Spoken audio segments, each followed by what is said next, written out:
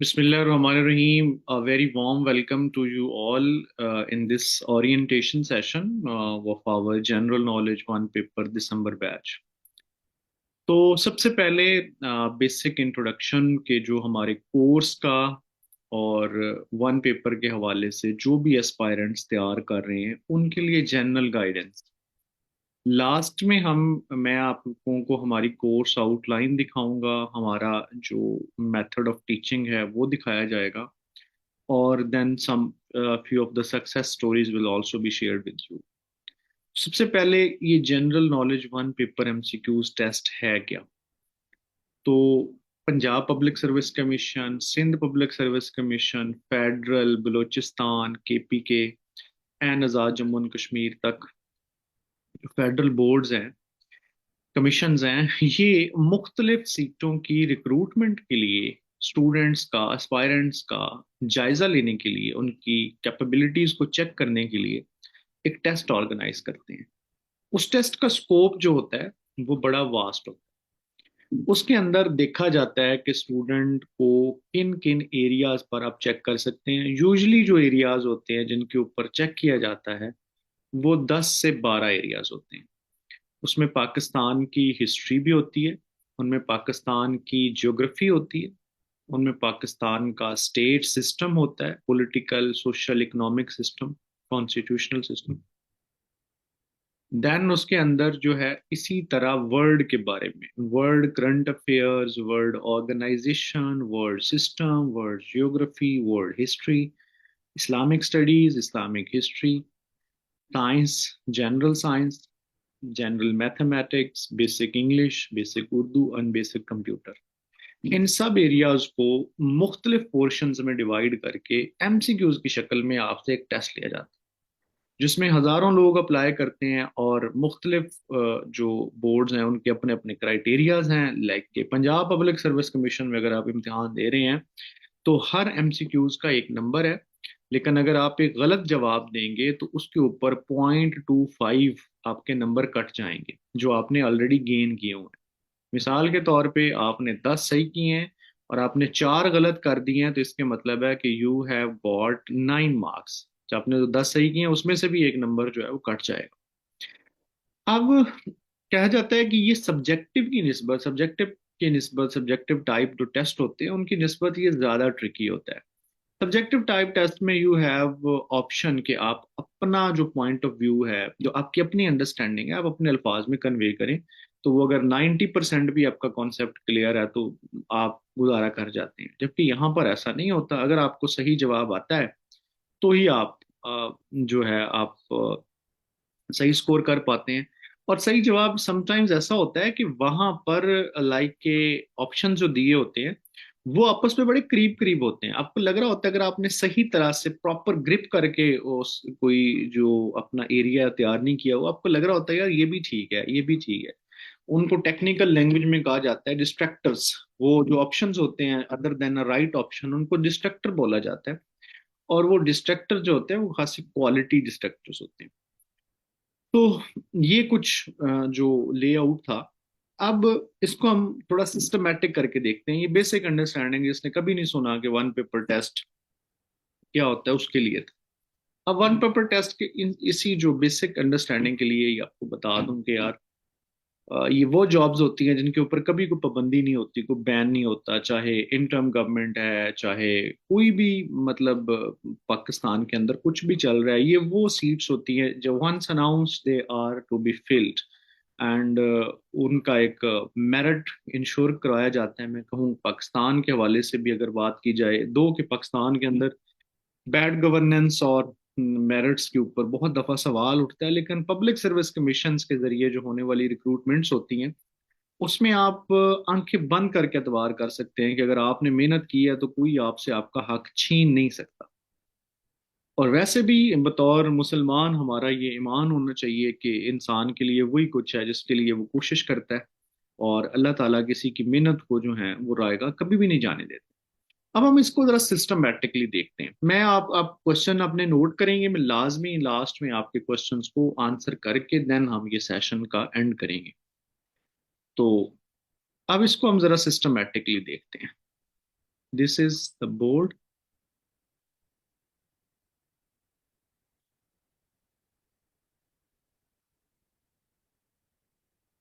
Let me make it clear.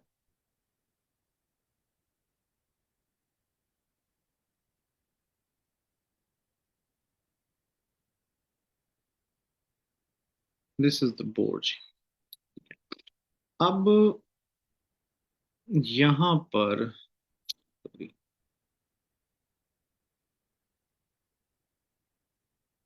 Let me right one paper.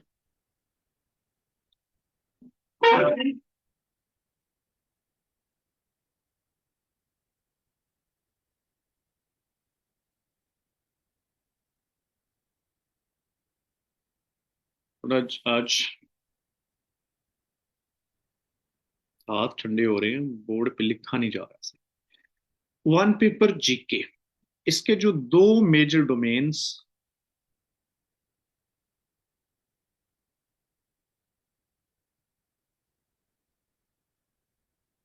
Pakistan,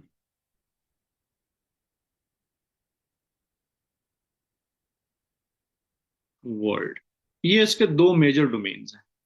अब पाकिस्तान और world के बारे में आपको क्या क्या पता होना चाहिए?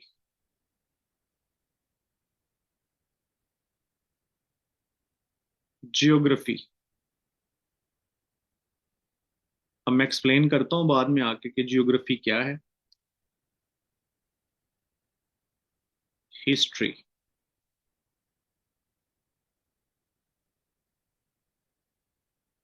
सिस्टम. Current affairs. इसी तरह वर्ल्ड.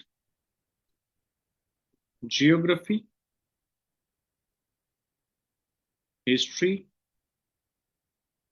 System, current affairs.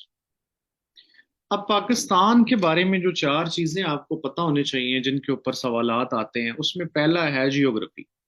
अब जियोग्राफी क्या है? जियोग्राफी ये है कि जी पाकिस्तान के अंदर जितने भी ऐसी प्लेसेस हैं जो कि वर्थ मेंशनिंग हैं, जिनकी कोई ना कोई इंपॉर्टेंस है, पाकिस्तान की हिस्ट्री के हवाले से, रिलीजियस कल्चर के हवाले से, कल्चरल हेरिटेज के हवाले से, इकोनॉमी के हवाले से, किसी भी हवाले से, तो उनका हमें तैयार करना होता है. मिसाल के तौर पे पाकिस्तान के जो फिजिकल फीचर्स हैं ना, उसमें माउंटेन सिस्टम और रिवर सिस्टम या इरिगेशन सिस्टम पाकिस्तान का वो बड़ा इंपॉर्टेंट है. तो वो you need to know that. Number one, मिसाल के तौर पे के जी केटू कहाँ पर वाक़ है? केटू किस पहाड़ी सिलसिले में है?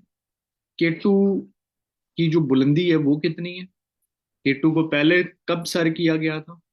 इसी तरह माउंटेन पासेस के बारे में, खैबर पास कहाँ है, किन दो सिटीज को लिंक करता है? इंडस रिवर बाकी रिवर से कहाँ मिलता है? शेर शाह सूरी ने कौन सा जो किला है वो तामीर करवाया था? या जो बुल्ले शाह का टॉम है वो कहाँ पर है, श्राइन है वो कहाँ पर है? या जो शालीमार गार्डन है वो कहाँ पर है? अकबर का अकबर ने कौन सा किला यहाँ पर तामीर किया था? ये सारे के सारे लेक्स, आपके ग्लेशियर्स, आपकी माउंटेन पीक्स, आपके मोटरवेज, आपकी हाईवेज, आपकी जियोग्राफिकल जितने भी फीचर्स हैं, उन सब को आपको आना चाहिए.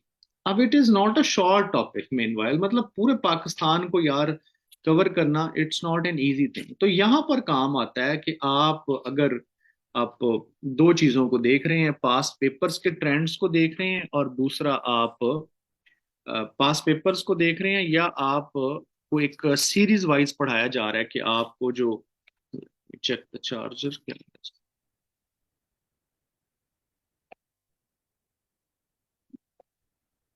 तो आपको सीरीज की शक्ल में पढ़ाया जा रहा है. मतलब हमें पता होना चाहिए कि अगर मोटरवेज के ऊपर सवाल आएगा तो किस नौइयत का आएगा. अब मोटरवेज, अगर एक मोटरवे पढ़ रहे हैं तो उसको दूसरे मोटरवे के साथ लिंक कैसे करना है?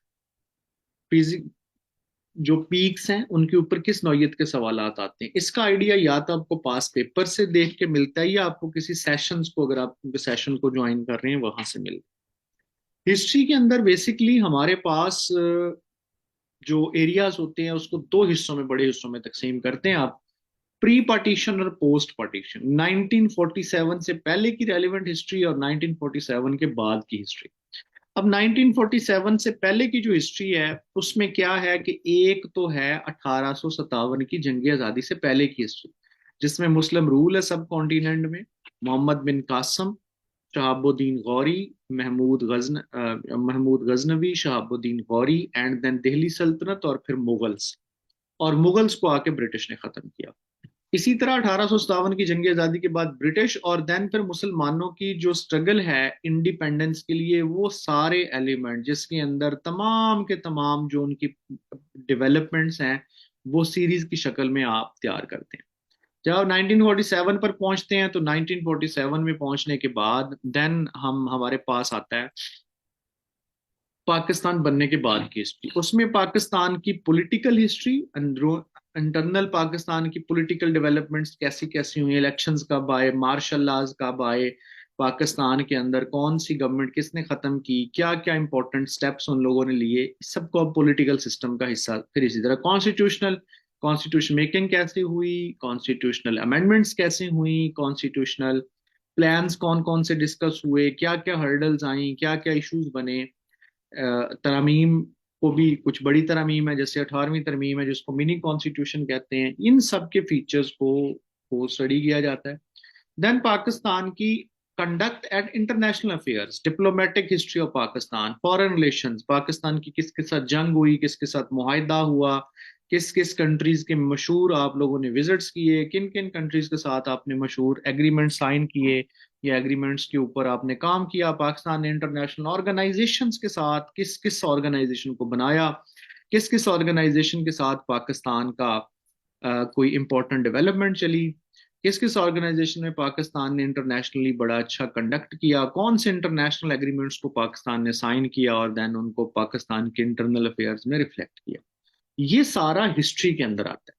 अब बंदा कहता है कि sir it's it's not humanly possible कि वहां से लेके यहाँ तक इतनी, यही तो सीएसएस का सिलेबस है। बिल्कुल यही वो सीएसएस का सिलेबस है जो वन पेपर वालों ने तैयार करना होता है। लेकिन यहाँ पर फिर अगर आपको रीफ्रेज कर दिया जाए कि ये आपकी बाउंड्रीज हैं, अगर आपने राउंड टेबल कॉन्फ्रेंस तैयार करनी है तो आपको सारा पढ़ने की जरूरत नहीं है, ये बैकग्राउंड है इसका, ये चीजें इंपॉर्टेंट है आपके वन पेपर के। अब इसके ऊपर मैं एडमन को कहूंगा, एक मेरा लेक्चर है पोस्ट पार्टीशन को जिसने मैंने तमाम लोगों के लिए ओपन रखा है, तो वो शेयर कर दे यहाँ पर। वो 1947 से लेके वो 2021 तक की तमाम हिस्ट्री को कवर करता है, जिसमें ये तीनों डोमेन्स पाकिस्तान की शामिल हैं। It's a very beneficial lecture for all. अगर कोई इंटरव्यू तैयार कर रहा है उसके लिए भी, अगर कोई अभी तैयारी रिटर्न तैयार कर रहा है उसके लिए भी क्वाइट इंपॉर्टेंट, तो वो आपको मिल जाएगा ग्रुप्स में, तो वो शेयर कर दिया जाएगा। फिर इसी तरह सिस्टम, पाकिस्तान का पॉलिटिकल सिस्टम, कौन सा इदारा कैसे काम करता है, पाकिस्तान की जुडिशरी कैसे काम करती है, पाकिस्तान की पार्लियामेंट कैसे काम करती है, इंपॉर्टेंट एग्जेक्टिव ऑर्गन्स पाकिस्तान के कौन कौन से हैं, एफआईए कैसे काम करता है, मुहतसिब कैसे काम करते हैं, इसको हम पाकिस्तान का सिस्टम कहते हैं। इसमें मजीद आप हम ऐड कर लेते हैं पाकिस्तान की सेलिब्रेशन, पाकिस्तान के परचम, इंटरनेशनल डेज, पाकिस्तान के अंदर नेशनल डेज, नेशनल सेलिब्रेशंस और अवार्ड्स वगैरह, ये सारे हम सिस्टम में शामिल करते हैं। करंट अफेयर्स नेशनल लेवल पे जो होते हैं जिनका बराह रास्त ताल्लुक पाकिस्तान की इंटरनल अफेयर्स के साथ है, उसको हम कहते हैं पाकिस्तान के नेशनल करंट अफेयर्स। तो वो 2 सालों के कम अज कम आपको तैयार होने चाहिए with particular reference, particular focus with on the year जिसमें आप दे रहे हैं पेपर। लाइक अगर अभी 2023 चल रहा है तो हमारा ज्यादा फोकस 2022 नहीं होगा बल्कि 2023 होगा। इन्हीं सारी चीजों का वर्ड पे अप्लाई कर देते हैं। जो जो हमने यहाँ पर बात की वो वर्ड पे अप्लाई कर देते हैं, तो वो 4 एरियाज वर्ड के नजर आ जाते हैं। अब देखें वर्ड पे कैसे। अब वर्ड पे जियोग्राफी उतनी मान्यूटली नहीं पूछी जाएगी जितनी पाकिस्तान की, पाकिस्तान हमारा कंट्री है तो उसमें तो मान्यूट मान्यूट चीजें भी आ रही होती है। वर्ल्ड में वो बड़ी चीजों के पूरे में पूछा जाएगा जिनको इंटरनेशनली रिकॉग्निशन हासिल है। ठीक है। फिर हिस्ट्री नॉट सो मान्यूटली जिस तरह हम पाकिस्तान की पढ़ेंगे, उन इवेंट्स का जिनको इंटरनेशनली जो है वो तमाम के लोगों के लिए बड़े important, like French revolution is quite important. लेकिन अगर क्यूबा के अंदर कोई एक किसी बंदे ने आके मार्शल लगाया है तो वो हमारे लिए जानना जरूरी नहीं है। बड़ी बड़ी इवेंट्स को आप देखते हैं। इसी तरह सिस्टम है, सिस्टम में मोस्ट इंपॉर्टेंट थिंग होती है वर्ल्ड और international organisations. International days, international celebrations, international awards और करंट अफेयर्स वही वाला। अब इसके लिए करना क्या होता है? इसके लिए करना ये होता है कि अगर आप सेशन ले रहे हैं किसी जगह से या सेशन नहीं ले रहे, तो अगर तैयार करना चाहते हैं तो आप इनका एक एक रजिस्टर बनाएं। एक पाकिस्तान का रजिस्टर जिसमें एक एरिया आप पकड़े पहले, उस एरिया के ऊपर काम करना शुरू करें, और फिर दूसरे के ऊपर आपका प्रॉपर नोट्स बने होने चाहिए। जियोग्राफी के लिए the important thing you need to understand map. जब तक आप मैप नहीं समझोगे तब तक आप जियोग्राफी को रट्टा मार रहे होगे, और रट्टे के साथ चीज भूल जाएगी। मैप आप ले लोगे, अभी मैं आपको दुनिया वर्ल्ड मैप के ऊपर शॉर्ट सा एक लेक्चर भी दूंगा at the end of the video, तो आपको आइडिया होगा कि मैप को कैसे स्टडी करना है। मैंने एक भेजा भी था, एडमन ने एक भेजा था यहाँ पर लेक्चर आपको पाकिस्तान के मैप के ऊपर। वो बड़ा इंपॉर्टेंट लेक्चर है। वो पाकिस्तान की तकरीबन जितनी भी बेसिक बेसिक अंडरस्टैंडिंग है मैप की, वो उसमें दी गई है। उसको आप लोग जरूर सुन लीजिएगा अगर आपने अभी तक वो नहीं सुना तो। अच्छा, अब हमारा तरीकाकार ये होता है कि हम इन तमाम चीजों पर नोट्स देते हैं। हम जो अभी आपके सामने जो चीज पढ़ाई जाएगी वो स्लाइड से होगी। अगर कोई मैप बनाया हुआ है वो भी स्लाइड में लगा हुआ है और उसके ऊपर लिखा जा रहा है, तो स्टूडेंट्स जो एक्स्ट्रा चीजें होती हैं नोट करते हैं लेक्चर के दौरान, और उसी वक्त उनको फिर स्लाइड शेयर कर दी जाती हैं। और या चाहो तो वो अपना प्रिंट निकाल लें, चाहे वो जो है वो उसको वैसे अपने हाथ से दोबारा लिखना चाहें अपने रजिस्टर में, that is up to every. हाँ जी, और हर चीज के ऊपर जितनी भी चीजें हैं, इवन जो बाद में मैं जिक्र करूंगा उनके ऊपर। अब ये चार एरियाज हैं, अगर आप इनको फोकस कर लें तो 8 एरियाज हैं। उसके बाद अगले जो एरियाज हैं they are not important so much difficult, because इनको हम सारी शुरू से पढ़ते आ रहे होते हैं। उसमें इस्लामियात है, बेसिक साइंस है, बेसिक इंग्लिश है, बेसिक मैथ्स, उर्दू जनरल, और कंप्यूटर। इस्लामियात में दो हिस्सों में आप तकसीम कर लेते हैं इस्लामियात को, हिस्ट्री और जनरल इस्लामियात। हिस्ट्री में आप अम्बिया कराम, नबी अकरम सल्लल्लाहु अलैहि वसल्लम की जिंदगी मुबारक, मदनी और मक्की, उनकी जिंदगी में होने वाली गज़वात, एग्रीमेंट्स, तमाम के तमाम ऐसे इंपॉर्टेंट इवेंट्स जिनको कहीं ना कहीं किसी न किसी सीरत की किताब में दर्ज किया गया है उनको। जनरल इस्लामियात में नमाजें कितनी हैं, फर्ज नमाजों की तादाद, हज के प्राइस कितनी हैं, इसी तरह आसमान कितने हैं, और ये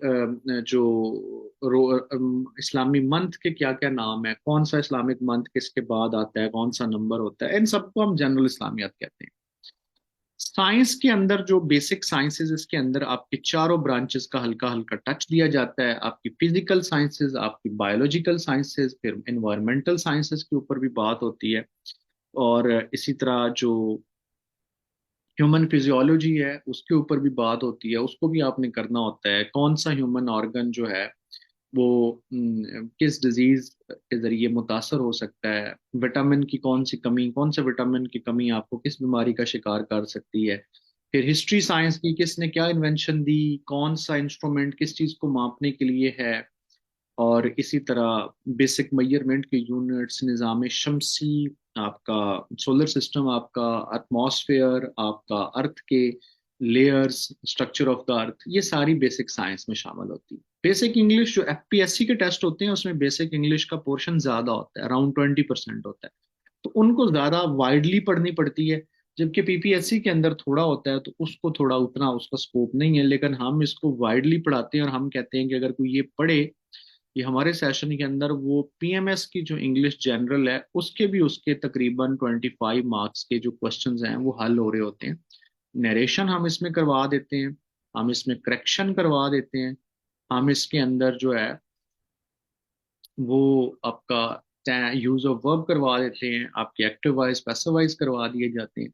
बाकी सिनोनिम्स और एंटोनिम्स के ऊपर जो मोस्ट एक्सपेक्टेड क्वेश्चंस हैं या पास पेपर्स में आए हुए हैं उसकी आपको प्रोविजन कर दी जाती है। उसके बाद बेसिक मैथ है। बेसिक मैथ के अंदर भी वही बेसिक सवालात जो पास पेपर्स के अंदर रिफ्लेक्ट हो रहे हैं, तमाम एरियाज को कवर करवाया जाता है। उर्दू के अंदर भी ग्रामर, वोकेबलरी और हिस्ट्री, ये तीन हिस्से होते हैं। ग्रामर के अंदर बेसिकली इसको, जी, लफज है, फॉर एग्जांपल कायदे आजम, ये ग्रामर की रूह से क्या है, तो बेसिक बेसिक जो उसके कवायद हैं वो आपके साथ डिस्कस हो जाते हैं। वोकेबलरी के अंदर आपके मुहावरात आ जाते हैं, मशहूर ज़रबुल अमसाल आ जाती हैं, इसी तरह कुछ तराकीब होती हैं, उनका मतलब पूछ लिया जाता है। तो वो आप नोट्स हैं हमारे बड़े ज़बरदस्त किस्म के इसके ऊपर, उर्दू जनरल के। फिर हिस्ट्री, पहला नॉवल किसने लिखा उर्दू के अंदर, उर्दू की पहली किताब कौन सी थी, पहला शायर कौन सा था, ये किताबी मजमूआ किस शायर का है, नजर, ये नसर की किताब किस शायर ने लिखी है, या ये ड्रामे का फलां किरदार किस बंदे के ड्रामे से लिया गया, ये वाले सवाल ना। और पीपीएससी में, एफपीएससी में इतना नहीं है, पीपीएससी में ये 5, 7 से 8 या 7 से 10 क्वेश्चन हमें उर्दू के भी मिले हैं रिसेंट ट्रेंड्स में, आफ्टर 2020 में ये थोड़ा देखने में आया। इसी तरह उर्दू के अंदर कंप्यूटर के अंदर भी, जिसमें आपके पार्ट्स आ जाते हैं, कंप्यूटर के लैंग्वेजेस आ जाती हैं, इंटरनल सॉफ्टवेयर आ जाता है, हार्डवेयर आ जाता है, कंप्यूटर की हिस्ट्री आ जाती है, नेटवर्किंग आ जाती है। अब हमारे पास जो बेसिक साइंस, कंप्यूटर और मैथ, इनको सर तारिक साहब पढ़ाते हैं, जो कि पाकिस्तान मोटरवे पुलिस में सर्व कर रहे हैं। बाकी के सारे जो एरियाज हैं वो मैं आपको वजाते खुद पढ़ा रहा होता हूँ। इसको डिवाइड करने का पर्पस भी यही था कि जो किसी का जिसका एक्सपर्टीज है उसी टॉपिक को वो बंदा ही जो है वो पढ़ाए, क्योंकि साइंस को पढ़ाने के लिए you need to have a solid grip on the concepts and other related things. अब ये है। अब लास्टली जो मैं आपको मैं उस पर लेके चलता हूँ, हमारा जो नोट्स हैं उनके ऊपर, देन हम इसको थोड़ा सा डिस्कस करते हैं। जी, टेस्ट होते हैं हर डोमेन के बाद, टेस्ट है, ऑनलाइन टेस्ट है गूगल फॉर्म्स के जरिए, और it is taken after the every.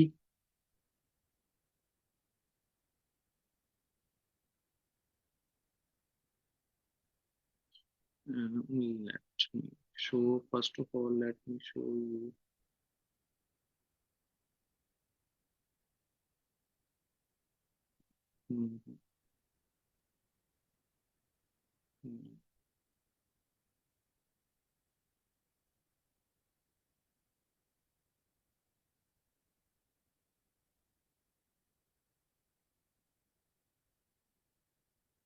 Where कौन,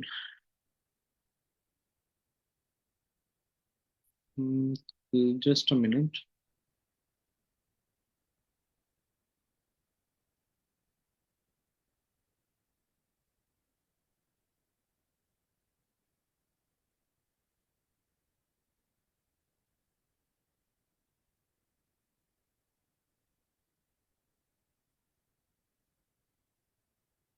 अब नजर आ रहा है आपको, स्क्रीन नजर आ रही है? अब ये वो सारे के सारे हमारे फोल्डर्स हैं जिनके अंदर हमारे जो जितनी भी स्लाइड्स हैं वो पड़ी हुई हैं, like Pakistan geography and GK, Indian history, basic maths and ability, basic sciences, current affairs, English है, मॉक टेस्ट हैं, एमसीक्यूज हैं रिलेटेड, वर्ल्ड कंट्रीज हैं, लैंड रेवेन्यू, वर्ल्ड हिस्ट्री है, वर्ल्ड जीके है, वर्ल्ड जियोग्राफी है, और फेमस पर्सनालिटीज है, international issues हैं, इस्लामियात है।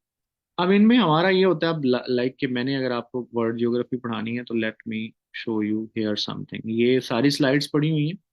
जियोग्राफी ऑस्ट्रेलिया की, लॉन्गिट्यूड लैटिट्यूड, इसी तरह अफ्रीका के ऊपर है, एशिया के ऊपर है, South America, North America, world geography in general, वाटरली वर्ल्ड है, world geography North America, Europe और एशिया, इन सब के ऊपर। अब लाइक मैं ये स्लाइड आपके सामने बोलता हूँ, इनसे ये होता है, ऑर्गेनाइज्ड होता है, टाइम नहीं जाया होता स्टूडेंट का। जो चीज़ एक अनप्लान्ड सेशन में आप घंटे में सीखते हैं, यहाँ पर शायद जो है वो आप अभी आपको वर्ल्ड ज्योग्राफी नजर आ रहा है स्लाइड्स के ऊपर, वर्ल्ड ज्योग्राफी लेक्चर 1? नहीं, okay, let me share again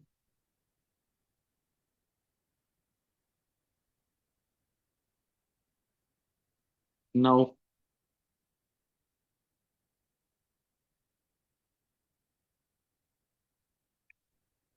आवाज आप अपना माइक जरा चेक करें। ओके, ठीक है। ठीक है, ओके राइट, ये है लेक्चर हमारा ना जी। ये अब ये अराउंड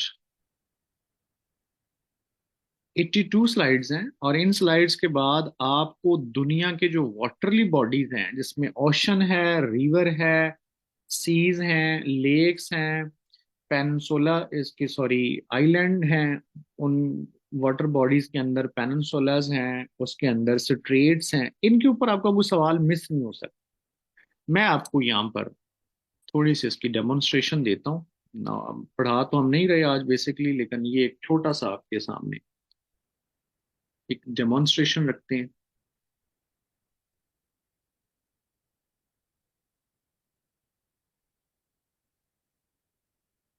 बेसिकली जो दुनिया है ना, वो इस शेप में है,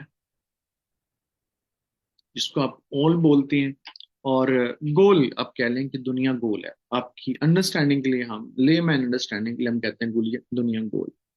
अब दुनिया में ना सारे का सारा जो है ना, वो पानी है, सारे का सारा पानी। अब क्या समझें कि ये जो हमारा कॉन्टिनेंट है, ये वाटर, ये जो हमारा प्लेनेट है, ये वाटर है, ऑल वाटर। उस वाटर के अंदर कुछ लैंड मासेस हैं, उन लैंड मासेस को नाम दे दिए गए हैं मुख्तलिफ किस्म के, in order to recognize them. उन लैंड मासेस की वजह से फिर पानियों को भी नाम दे दिए गए हैं कि पानी की भी आइडेंटिफिकेशन हो सकेगी, है वो सारा एक ही पानी, वाटर है। अब इसके ऊपर बेसिक, सबसे पहले बेसिक सवाल होता है कि जी टोटल जो बड़ी वाटर बॉडीज हैं वो कितनी है, ओशंस। और टोटल जो बड़े लैंड मासेस हैं वो कितने हैं।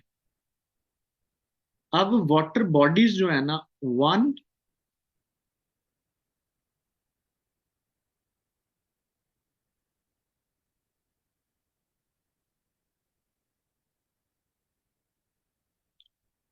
2, 3, 4 और 5। ये भी पैसिफिक है, ये भी पैसिफिक है, वो गोल वाली, गोल वाली जैसे गेंद जो गोल है, अगर उसको आप दरमियान से चीरें तो उसके जो बिल्कुल अपोजिट पार्ट्स होते हैं वो भी पीछे से जाके एक जगह लग जाते हैं, वो वाली मिसाल। तो ये 5 हैं जी ओशंस, क्योंकि पैसिफिक दोनों तरफ है। और लैंड मासेस 1, 2, 3, 4, 5, 6 एंड 7। तो oceans 5, land masses 7, land masses को आप कॉन्टिनेंट कहते हैं। अब अगला लेवल का सवाल आता है कि जी ये जो ओशंस हैं, इनकी हिरारकी क्या है, इनको अगर ऑर्डर करें, सबसे बड़ा कौन सा है, सबसे छोटा कौन सा है, सबसे सब सेकंडली बड़ा कौन सा है, सबसे छोटा कौन सा है, ये सवाल आ जाता है। तो इसको करने के लिए जी हम करते हैं कि सबसे बड़ा तो ये है पैसिफिक, पी। उसके बाद है अटलांटिक, ए। उसके बाद है इंडियन, आई। उसके बाद है सदरन, एस। उसके बाद है आर्कटिक, ए। हमारे 5 ऑप्शंस तैयार हो गए। अब अभी हमारे रफ है माइंड में, जेन में रफ आइडिया, यार ये है। अब इनको आइडेंटिफिकेशन का तरीका आपको तब आएगा जब हम लैंड मास को पढ़ लेंगे। लैंड मास हमारे कितने हैं। Number 1, Asia. लैंड मासेस को आप दो तरह से जो है वो ऑर्डर करते हैं, एरिया वाइज पहले देखते हैं। नंबर 1 है जी एशिया। नंबर 2 है अफ्रीका। नंबर 3 है हमारे पास North America. Number 4 South America. Number 5 Antarctica. Number 6 Europe. और नंबर 7 ऑस्ट्रेलिया। पॉपुलेशन वाइज दूसरा, एशिया पहले नंबर पर है पॉपुलेशन वाइज भी, और अफ्रीका दूसरे नंबर पर है। यहां से आगे तब्दीली आ जाएगी। तीसरे नंबर पर यूरोप है, चौथे नंबर पर नॉर्थ अमेरिका, पांचवें नंबर पर साउथ अमेरिका, छठे नंबर पर ऑस्ट्रेलिया, और सातवें नंबर पर अंटार्कटिका, जो कि आबाद ही नहीं है, उस पर सिर्फ वो रिसर्च वाले 500-600 लोग रहते हैं। अब अब ये जो है वो ये बेसिक जैसे छोटे छोटे टेस्ट होते हैं, क्लर्क्स के हो गए, कोई असिस्टेंट के हो गए, उनके अंदर ये सवालात आपको मिलते हैं। लेकिन अगर आपको बेसिक नहीं पता तो आप हायर नहीं जा सकेंगे। मैं आपको वो समझाता हूँ कि वो कैसे नहीं जा सकेंगे, सुनेंगे यहाँ पर आप। सबसे पहले आपने ना, आपकी कोई भी ड्राइंग है, मतलब आपको ड्राइंग आती है कि नहीं आती है, अगर आपको यूं भी करना आता है ना, तो आप एक पेज निकालें और उस पेज के ऊपर ना ये सारे के सारे बना लें। ठीक है। पहले आप कॉन्टिनेंट बना लें, फिर उसके साथ साथ जो स्पेसेस दी गई हो वहां पे अपने ऑप्शंस को लिख दें। मिसाल के तौर पे अगर मैं ड्रॉ करता हूँ कि जी मैंने ये ड्रॉ कर लिया, ये ड्रॉ कर लिया, ये ड्रॉ कर लिया, तो मैं लिखूंगा नॉर्थ साउथ ईस्ट वेस्ट। ये कोई भी मैप ड्रॉ करने का ना ये एक जो होता है डायमेंशन उसकी ये होती है। अब मैं कहूंगा कि जी ये हमारा अगर एशिया है तो उसके साथ यूरोप है, नीचे अफ्रीका है, North America, South America, Antarctica, and then here Australia. अब पैसिफिक ओशन कहाँ पे लोकेट कर रहा है, अगर आप थोड़ा सा उसको देखें तो पैसिफिक ओशन ना एशिया के साथ और नॉर्थ और साउथ अमेरिका के साथ लोकेट करता है, उधर से एशिया और ऑस्ट्रेलिया के साथ। एशिया और ऑस्ट्रेलिया के ईस्ट में है और नॉर्थ अमेरिका और साउथ अमेरिका के वेस्ट में है। राइट। आर्कटिक ओशन कहाँ पर है? यूरोप और एशिया के ऊपर, नॉर्थ अमेरिका के ऊपर। अटलांटिक ओशन एक तरफ यूरोप है, एक तरफ अफ्रीका, एक तरफ नॉर्थ अमेरिका, एक तरफ साउथ अमेरिका, दरमियान में जो है वो आर्कटिक ओशन। और सदर्न ओशन अंटार्कटिका के ऊपर है, यहाँ पर। अब यहाँ पर अगर ये अभी ये हम इसको पूरा को 1.5 घंटे में को समझते हैं, इस पूरे को वाटरी वर्ड को, यहाँ पर मैं जस्ट आपको अंडरस्टैंडिंग देने के लिए इसको शॉर्ट कर रहा हूँ। अब देखिए कि यहीं पर ना एक सवाल आ जाता है कि जी दुनिया के सबसे जो इम्पोर्टेंट सी हैं उनको देखें। अब सी जो होते हैं ये वैसे ओशन का पार्ट ही होते हैं, पानी ओशन का ही है, लेकिन उनको मोर स्पेसिफिकली उनको उनको मोर आप कह लो कि कंसाइजली हिट करने के लिए उनका उनको मोर कंसाइजली उनका नाम देने के लिए उनको नाम दे दिए गए। अब मिसाल के तौर पे यहाँ पर जो पानी है ये आर्कट अटलांटिक ओशन का पानी है यहाँ पर। अब ये इसको आप सी बोलते हैं और इस सी का नाम है मेडिटेरेनियन। तो सवाल आता है जी मेडिटेरेनियन सी जो है वो कहाँ पर लोकेट कर रहा है? यूरोप और अफ्रीका के दरमियान में एक नेचुरल बाउंड्री बना रहा है। यहाँ पर इंडियन ओशन का पानी गया हुआ है, इसको आप बोलते हैं रेड सी। तो सवाल आ जाता है कि see that separates Asia and Africa वो कौन सा है? ठीक है। और यहीं पर लोकेट करता है कैरेबियन सी, जो अटलांटिक का ही पानी है, जो कैरेबियन सी, उसको कैरेबियन सी बोलते हैं, जो दुनिया का डीपेस्ट समुंदर है। और यहीं पर जो है वो सी लोकेट करता है जो दुनिया का सबसे बड़ा सी है, साउथ चाइना सी, जो कि ऑब्वियसली पैसिफिक के पानी का हिस्सा है। यहीं से आप फिर जो है वो स्ट्रेट्स की तरफ जाते हैं। स्ट्रेट क्या होती है कि दो वाटर बॉडीज को जोड़ती है और दो लैंड मासेस को अलग करती है। मिसाल के तौर पे ये तंग पट्टी है, ये,